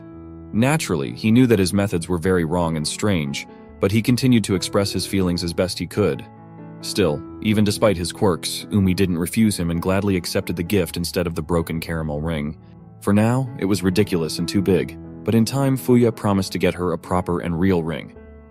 As he continued to cover the bleeding wound, blushing with embarrassment and smiling with happiness, he confessed that he wanted Umi to smile always. Sitting down across from Umi on one knee, Fuya confessed that he never wanted her to stop smiling, so he held out a homemade ring to her. Sobbing with tears, she held out her hands and still accepted the gift that was given to her with such sincere intentions. Then Yumi actually calmed down a bit and stood up on her feet and held out her hand to him, offering to go home. She was very worried about him, so she offered to walk behind his hand, afraid that he would fall on the way. The amount of her concern even made Fuya sweat and his cheeks flushed, realizing that he would have to walk under her arm, but he still didn't refuse the offer. Yumi was afraid that it would leave a scar on his forehead, so she told him that. Wobbling in place, goosebumps ran across his skin and a grimace curled on his face. It was immediately clear that he hadn't even thought about such consequences. However, he wasn't against this outcome either, but he still thought about his appearance a bit. Slowing her down by the arm, he asked the question he was interested in. Still covering his forehead with his handkerchief, he furrowed his eyebrows and asked what she thought of his face. It was a rather unexpected question for Yumi, so it took her a bit of time to reason. Except that no matter how much she looked at him, nothing came to mind, because she had never considered the face to be anything important. Appearance didn't matter much to her, but the one thing she was sure of was that Fuya was a kind person. But there were always exceptions to the rules. Tilting her head down a little, Yumi emphasized that when he got hurt and sad, all the fun was gone from her as well. She remembered that he had asked her to smile, but today's situation didn't predispose her to do so, so apologizing for her spoiled mood, she led him on. However, Fuya was against such moping, so abruptly raised his hands and shouted to the entire street. Today, on his forehead, he had gotten proof that he had protected Yumi, because of which he considered it a beautiful memory. He said that he was glad that his normal face was a little cooler, and he didn't feel any pain at all. That was why he asked Yumi not to be sad. She then gave him a surprised look when he asked her what she thought of him. Fuya clearly thought that his face looked much cooler now. Such a sudden ridiculousness made Yumi smile, and her smile was the best confirmation of his kindness and coolness. Plus, looking at the top of his head, she emphasized that he had grown a lot since last spring. So that's how they went home, where Fui's mom put a bandage on him. Late that night, he sat in the living room playing with Pucci while his mother talked to someone on the phone. It was most likely Yumi's parents, who were sincerely apologizing for his broken forehead. However, it wasn't a problem because Fuya had become more energetic thanks to their daughter, so his mother asked that they thank their daughter for playing with Fuya and asked her to keep playing with him. Fuya himself was happy to remember the walk with Yumi and was thinking about it so much that he didn't even hear his mother's trembling voice. Finished talking, she apologized for disturbing her and dropped the call as her joyful son approached her. Scowling a displeased face, the mother replied that she had bad news for him. She didn't choose her words or try to soften the information she wanted to convey to him, so she told him head-on that Yumi's family would be moving soon. At that moment, you could hear his heart split into a bunch of small shards. The next day, Yumi came to class with a lousy mood where the teacher told everyone the unexpected news. At the end of this semester, Yumi would have to transfer to another school due to family circumstances. Many of her classmates were upset that her friend was leaving their class. With less than a month left, the teacher asked everyone to try and do something memorable so she wouldn't be sad. Meanwhile, Fui's mother was banging on his door and asking him to come out to at least eat. Even though she understood how hard it was for him that she even allowed him not to go to school, she couldn't let him stay in his room. He continued to cry under the whimpering of the dog, who tried to calm him down. It was only at his mother's voice that he poked his head out from under the blanket and replied that it was all because of Yumi, who would be moving soon. However, even though his mother threatened that if he didn't come out, Yumi would leave him behind and forget him forever, Fuya didn't even move and only hid his head back under the blanket screaming, "No!" That was how their day went. Walking back down the narrow road, she had a few blocks to go to her house, but Yumi took her time and thought about her boring future. Except the next moment, a small dog that was being walked on a leash peeked out from around the corner. Squinting slightly, Yumi was surprised that she was lucky enough to meet Fuyu. She was worried when she didn't see him at school, so she asked about his condition, seeing the huge piece of absorbent cotton and gauze attached with a band-aid to his forehead. However, at the conversation about the wound, he didn't even move. Lowering his eyes that had been crying for days into the asphalt, he pitifully asked her not to go anywhere. Yumi was just as unhappy about her move and was also going to cry at any minute. She would have been happy if she didn't have to move, but whether she stayed or not was up to her parents. At the end of the semester, the whole class was going to go to the park, so she offered Fu to join too, but he clearly wasn't going to go there. Yumi didn't want to show that she was upset after hearing that answer, so she smiled and said goodbye to him. Just like that, he was left alone in the middle of the road, accompanied by Pucci, who was worried about him, hearing his sobs. Tears rolled down his eyes, traitorously rolling down his cheeks. He had gone out for a walk specifically to rest and ended up even more upset. The last month of their time together had passed without notice, and as promised, on the last day they had a farewell party for Yumi, where everyone thanked her for being with them. The girls surrounded her and gave her gifts made with their own hands, promising to write letters in the future. Then the teacher remembered the drawings, for which she immediately went to the office and left the children alone.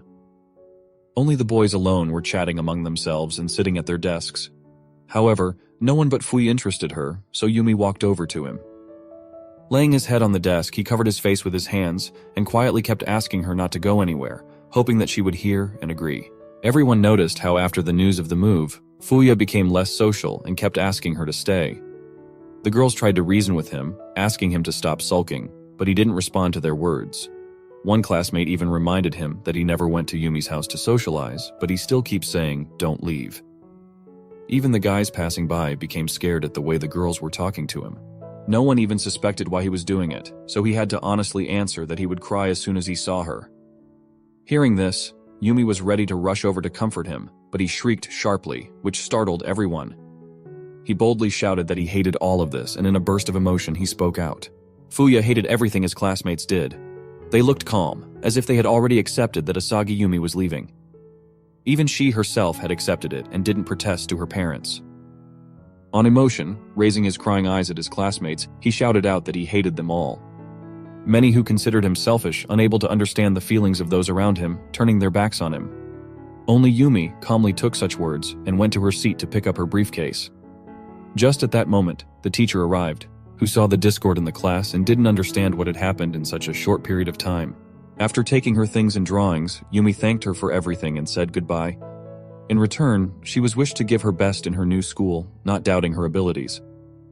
It was the first time her classmates saw new emotions on Yumi's face.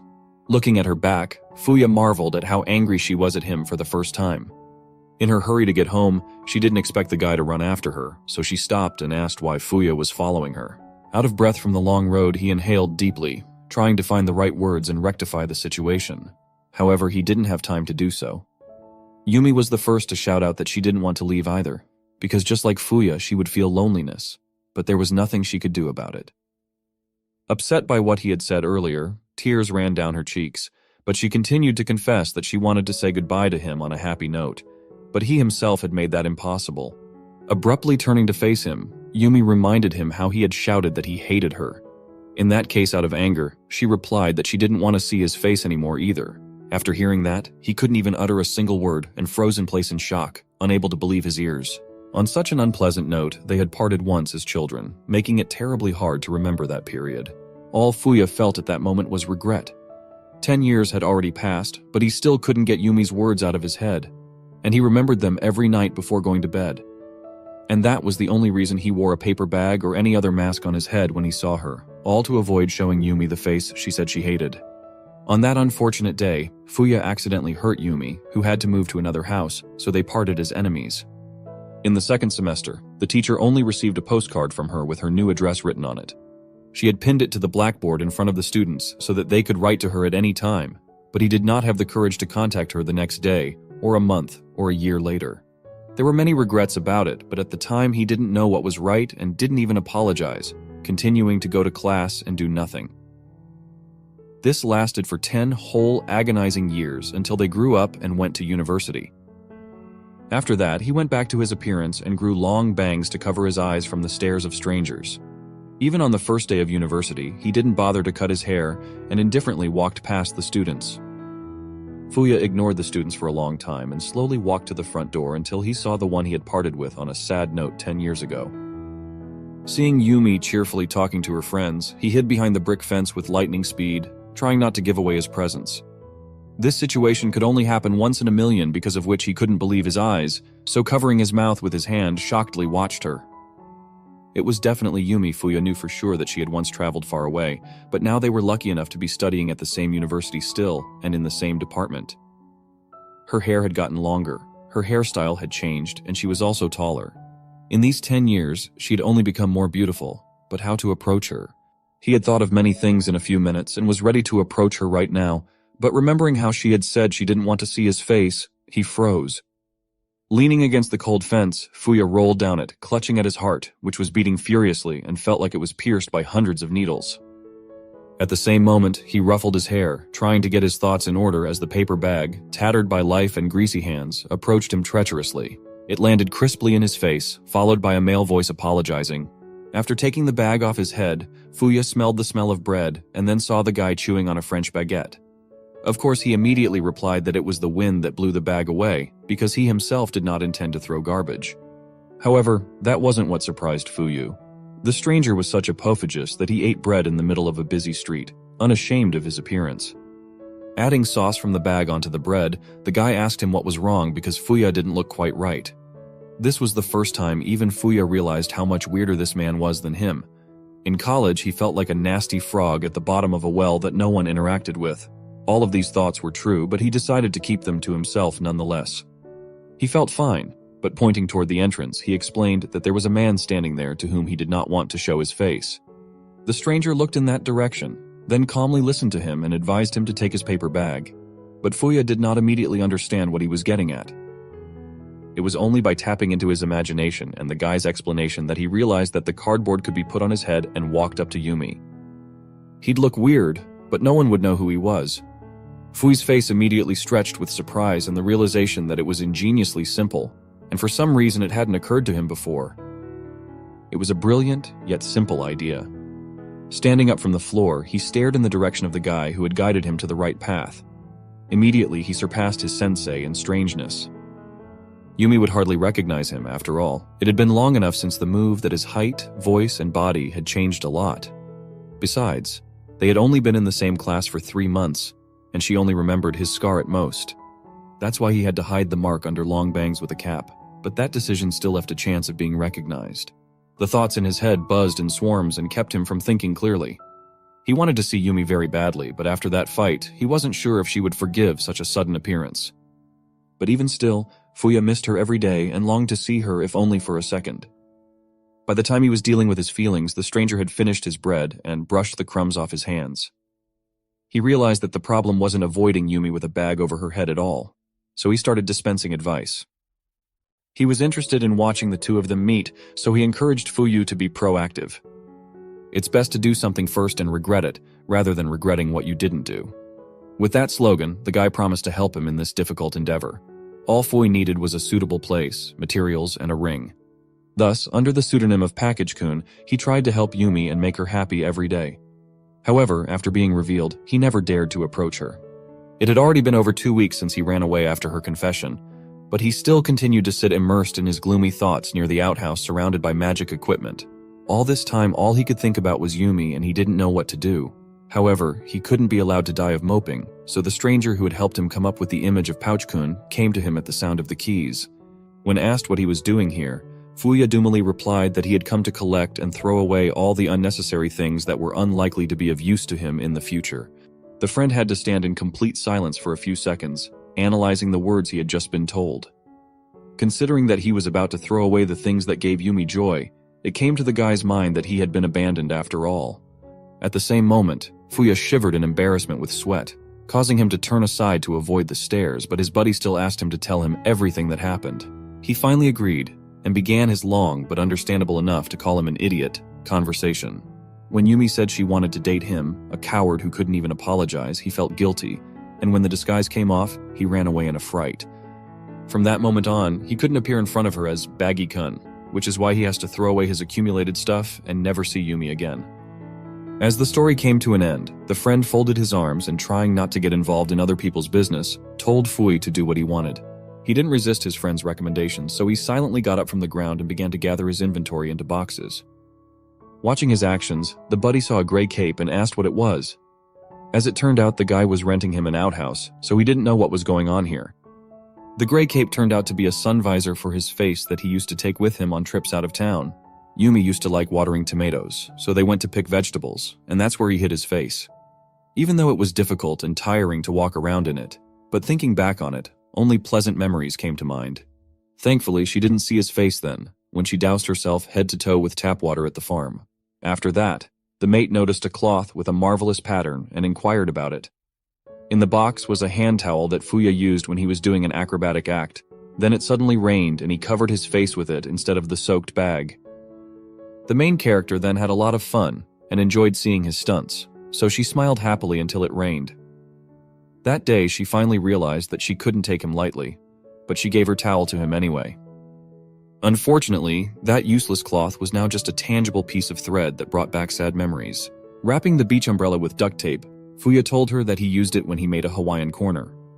Yumi had also treated him to a delicious potato pie with bacon back then. Dumping small domino pins and a toy mouse into the bag, he remembered making the surprise design as a thank you for Yumi giving him a towel. Taking apart the small pitchfork, he similarly explained that he had used it in the sword illusion trick when they were in front of the library. By the time the story was over, the bag had accumulated a whole bunch of unnecessary things that Fuya was going to throw out today, and be done with everything. Except that each of them held a dozen pleasant memories that it would be a huge mistake to get rid of. Naturally, his friend couldn't just watch him packing, so he decided to insert his own remark. He recalled that they had originally prepared the ring that Fuya was to give on the first day, so when he didn't notice it in the trash, he thought he had already thrown it away. However, the jewel had remained hidden in the bag since the first day, under the safe protection of a soft box. Looking at it, Fuya's heart clenched and his gaze grew cloudy. It brought many sad thoughts, from which Fuya wanted to get rid of, and on nerves swung to throw the bling in the bag with the rest of the junk. When he remembered Yumi's happy face when she thanked him for the talisman made of dog whiskers, he stopped. She was the only one who realized how important it was to him. Her kindness was the reason he had fallen in love with her for life, and he hoped to give her joy. Fuya stayed where he was with his hand raised, clutching the ring box in hopelessness. Even Yumi realized this simple thing, but couldn't immediately convey it to him in words. Crouching down, clutching, the jewelry in his hands, Fuya cried, not wanting to throw away his feelings. Now he too realized how stupid and helpless he looked, but now he had a friend by his side to support him. After receiving a reprimand and moral support from his buddy, he wiped his tears and headed towards our heroine. After receiving a dozen cheers, Fuya immediately warned his friend that he was going to meet his love Umi-chan right now. Because she is the dearest person to him that he was going to meet face to face without running away and finally meet his destiny. Back on campus, he looked in every corner of the building in an attempt to find Umi. Out of breath from his fast run, he switched to a race walk, peering into the windows of classrooms. This proved to be a very effective approach, as one of them revealed Umi's head, which was near the windowsill of the second floor. After determining her location, Fuya instantly ran up to the stairs leading to the second floor. Turning to her left, he stopped near the wooden door of one of the offices and tried to bring his breathing back to normal. There was no way to put off the conversation any further, so trying to gather his wits, he knocked on the office. A few muffled knocks were answered as she asked about the person's intentions of joining the fashion club, unaware of who was on the other side of the door. It was definitely Umi's voice, saying that all the members were absent so she couldn't open the door. Except that she was wrong, because it was Fuya, who replied with frightened eyes that it wasn't a candidate for entry, but he was Fuya. After that, a look of surprise and consternation was heard from Umi. But that didn't stop his intention to resolve the misunderstanding, so he asked her for a few minutes and for her to listen to him. He still regretted the way he had behaved at school. The day Umi was supposed to move out, he had emotionally said that he hated everyone, but it really wasn't true, and he always regretted it. Fuya was still ashamed that he hadn't apologized for what he had done, which was why he carried a paper bag when he spent time with her. However, from now on, he no longer wanted to run away.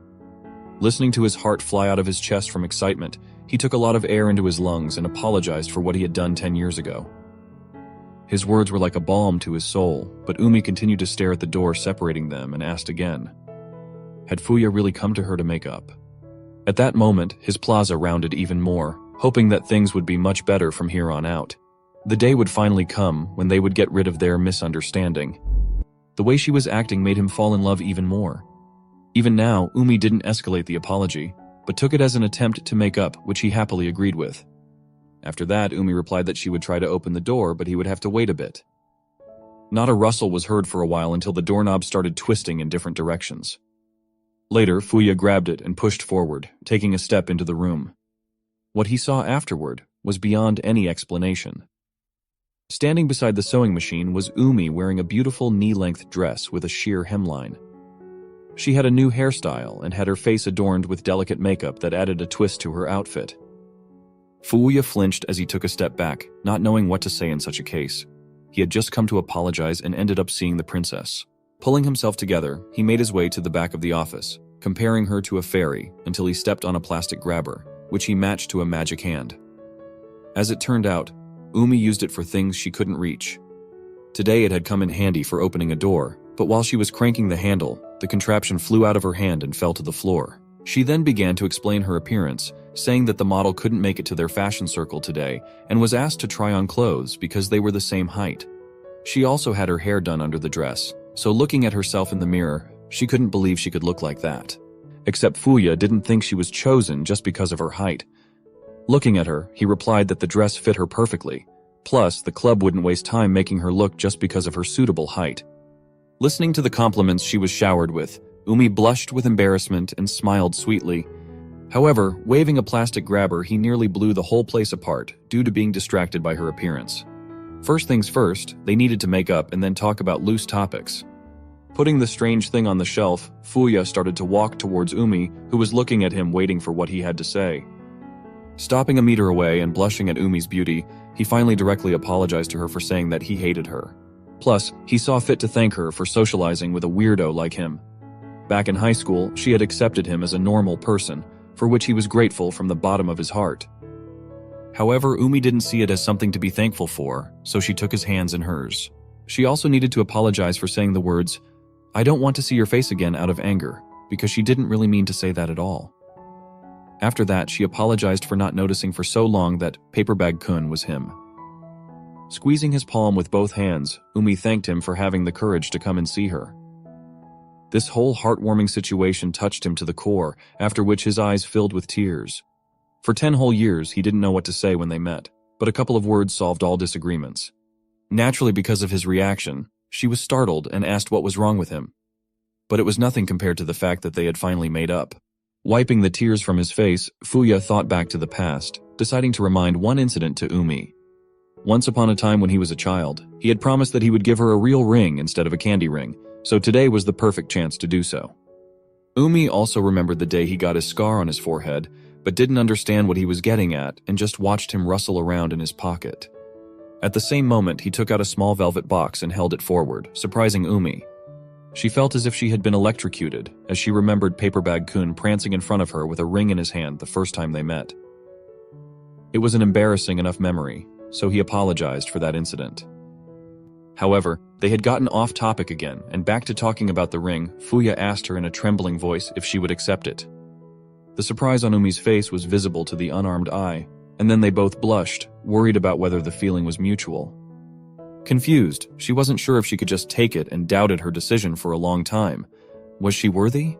But Fuya's nerves were not ironclad, so he decided to go on the active offensive and pulled the jewelry from the box. After looking it over for any damage, he suddenly asked our heroine to hold out her left hand. She had no idea that she would be wearing a ring on her ring finger, so she blushed thickly, finally realizing the meaning behind it. It was a modest-looking ring with a gem in the middle. It shone brightly in the direct sunlight, casting bunnies on the wall and looking beautiful on her delicate hand. It was sized perfectly, which made Umi couldn't believe how he'd guessed it. Plus, it was so amazing that she cried with happiness, thanking him for the gift. Trying to stop her tears from staining her dress, she replied that Fuya was an amazing person. At this point, he came even closer and used the sleeve of his sweatshirt to help her get rid of her tears of happiness. Overflowing with pleasant feelings, Umi also confessed her love to him, which made Fuya very happy that he didn't forget about her even for a second. In response to her feelings, he reciprocated the same, after which they finally became a couple in love, and lived happily ever after together. Happy end for Papebag-kun and Asagi Umi.